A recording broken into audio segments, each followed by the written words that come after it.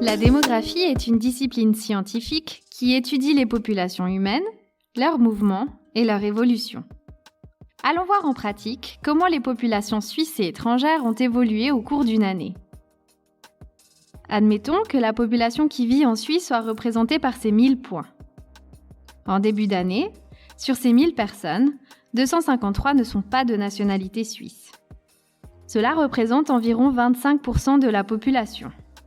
Toujours sur ces 1000 personnes, 7 enfants naissent de parents suisses et 3 enfants de parents étrangers.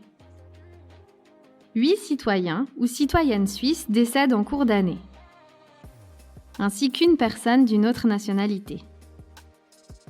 3 Suisses installés à l'étranger rentrent au pays, alors que 16 personnes d'autres nationalités immigrent en Suisse. Sur les 1000 personnes du départ, 3 Suisses quittent le pays pour s'installer à l'étranger. Les 10 personnes d'autres nationalités font la même chose, elles quittent la Suisse pour vivre ailleurs. 4 personnes se naturalisent dans l'année et obtiennent un passeport helvétique. Ces personnes ne sont alors plus considérées comme étrangères, mais comme citoyens ou citoyennes de nationalité suisse.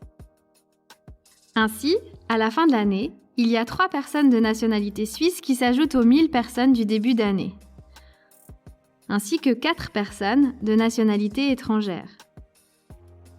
La population étrangère a donc légèrement plus augmenté que la population suisse au cours de l'année. Au final, quelques personnes se sont ajoutées à notre population de départ.